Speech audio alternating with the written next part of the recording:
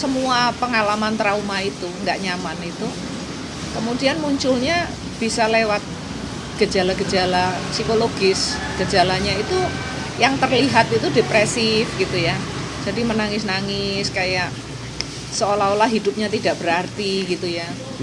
Kemudian cemas yang tidak menentu gitu ya. Kemudian anak kecil atau remaja yang senang sekali berbicara tentang seks. Jadi dia seperti tergila-gila dengan seks gitu. Itu sesuatu yang tidak normal gitu pada usianya. Jadi kita harus telusuri kenapa dia senang memakai pembicaraan topik-topik itu. Sobat B ingin punya pengalaman ngopi yang unik dengan suasana cozy, adem dan instagramable. Yuk datang ke Kopi Harjo di Jalan Kapten Japa nomor 99 Denpasar. Selain harganya yang bersahabat, Sobat B bisa loh minjam laptop di sini untuk ngerjain tugas kalian. Keren kan? Yuk ke Kopi Harjo sekarang, kepoin Instagramnya @kopiharjo. Kopi Harjo, ono dino, ono upo.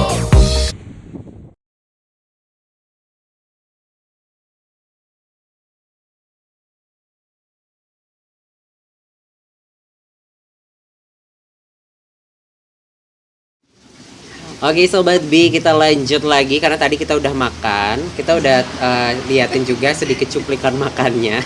Seenak itu makanan dan minuman yang ada di Kopi Harjo. Jadi kita sampai nggak mau melewatkan. Jadi kita harus jeda dulu untuk makan karena sudah sangat menggugah selera kita.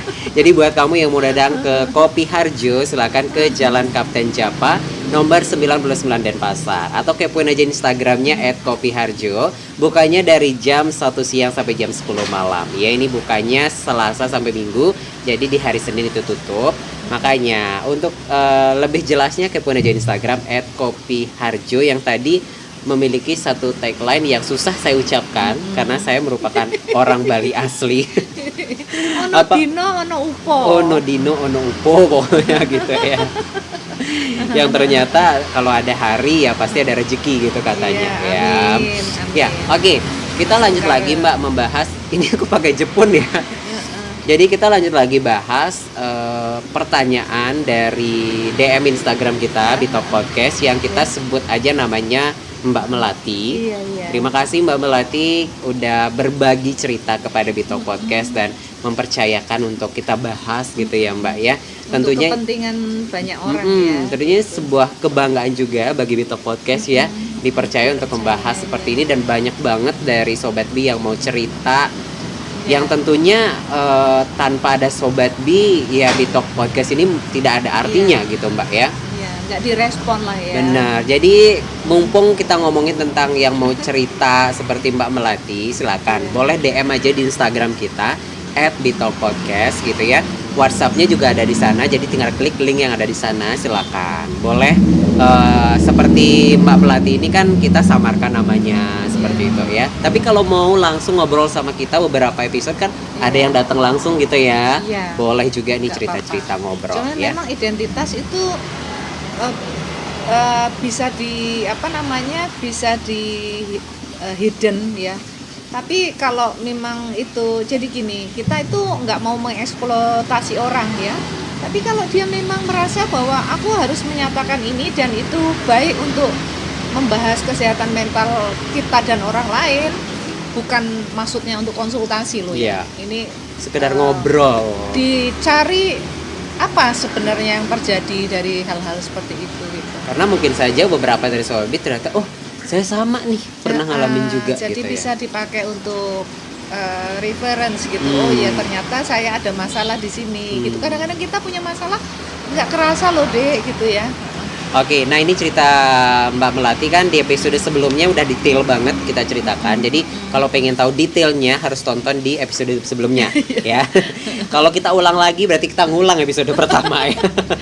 Jadi Mbak Melati ini udah nungguin mungkin episode keduanya karena ini mengalami sexual violence atau kekerasan seksual seperti itu oleh saudaranya sendiri gitu ya Mbak ya. Tentunya akibat yang ditimbulkan dari kekerasan seksual ini banyak. Tadi udah sempat disinggung fisik, psikis dan masih banyak lagi. Kita detail lagi nih Mbak, akibat yang ditimbulkan seseorang mengalami kekerasan seksual ini? Iya, kalau dari data yang didapatkan dari story Mbak Melati gitu ya, itu Mbak Melati tiba-tiba bisa sedih gitu ya, Iya. kemudian kayak nangis-nangis sendiri gitu ya, terus khawatirnya banyak gitu ya, cemas gitu, kemudian tiba-tiba moodnya itu naik turun gitu ya. Nah, ini dinamakan post traumatik ya. Jadi semua pengalaman trauma itu nggak nyaman itu kemudian munculnya bisa lewat gejala-gejala psikologis. Gejalanya itu yang terlihat itu depresif gitu ya. Jadi menangis-nangis kayak seolah-olah hidupnya tidak berarti gitu ya. Kemudian cemas yang tidak menentu gitu ya. Khawatir tapi tidak tahu sebabnya apa karena Tiba-tiba khawatir gitu ya? iya karena ini tersembunyi gitu ya. Jadi kan kalau berbicara seperti ini saya tuh berat juga perasaan ya. Terima kasih ya Mbak Melati untuk percaya soal ini. Jadi kenapa kok kalau kita diperlakukan dilecehkan seksual oleh saudara kita sendiri gitu, kenapa kita kok panjang traumanya itu? Karena anak-anak ini waktu remaja itu menyembunyikan sebenarnya. Dia nggak bicara pada orang tuanya. Karena kalau bicara pun jelas dong orang tuanya nggak percaya. Masa kakakmu sendiri melakukan itu ke kamu gitu ya. Bahkan menjadi malah petaka untuk dia, untuk menjadi orang yang tidak dipercaya gitu ya. Kemudian dia takut kalau orang tuanya tuh justru kesel sama dia, atau kebalikannya orang tuanya tuh justru malah menghajar kakaknya. Nah di sini kan apalagi kalau backgroundnya dari Mbak Melati ini, orang tuanya parentingnya dianggap gitu tidak sesuai gitu, artinya sering melakukan kekerasan kepada kakak pertama juga gitu, karena dari background yang didapatkan dari keterangannya itu ada masalah ekonomi dari keluarganya gitu, dan ayahnya sering sekali melakukan affair ya, perselingkuhan, jadi menyakiti hati ibunya gitu. Jadi si anak ini tumbuh, Mbak Melati ini sebenarnya tumbuh menjadi anak yang tidak percaya diri gitu ya. Jadi memang banyak hal yang terjadi kalau gejala-gejala yang kita bisa amati gitu dari trauma itu, kita kan kadang-kadang nggak tahu kalau anak ini mengalami pelecehan seksual gitu ya. Nah kita ini orang-orang awam juga harus juga memahami kalau ada gejala-gejala diantaranya, misalnya kok tiba-tiba anak remaja atau anak-anak kita ini mengalami infeksi di daerah kemaluannya misalnya, kemudian mengalami memar di daerah kemaluannya, atau mungkin di wilayah-wilayah genital, misalnya di dadanya atau di mana, mungkin di bibirnya juga. Jadi seksual itu kan juga, kissing itu juga pemaksaan untuk mencium itu juga sebuah pelecehan seksual karena dipaksa, tidak dengan persetujuan individu tersebut gitu. Kemudian anak kecil atau remaja yang senang sekali berbicara tentang seks, jadi dia seperti tergila-gila dengan seks gitu. Itu sesuatu yang tidak normal gitu pada usianya. Jadi kita harus telusuri kenapa dia senang memakai pembicaraan topik-topik itu. Ini ciri-ciri kenapa kadang-kadang kita harus telusuri nih. Di antara ciri ini yang mana yang terjadi ke anak-anak kita gitu. Kemudian dia biasanya pendiam gitu, menyendiri, terus kayak kalau lihat orang curiga-curiga aja gitu ya. Terus biasanya takut ditinggal sendirian dia. Kemudian dia biasanya nggak banyak bicara. Terus senang menyendiri, itu senang sekali dia menyendiri. Kemudian menarik diri dari sosial karena dia sebenarnya merasa kotor, merasa malu gitu ya. Jadi nggak banyak pergaulan yang diakses oleh dia gitu. Kemudian dia itu beberapa cirinya kalau mengalami pelecehan seksual itu, kalau mandi atau membuka bajunya itu, apalagi ada cerita bahwa dia sering diintip gitu ya ketika mandi gitu ya. Jadi ketika dia merasa telanjang tuh ketakutannya muncul gitu loh. Karena telanjang itu men-trigger dirinya mengingat peristiwa traumatik itu gitu loh.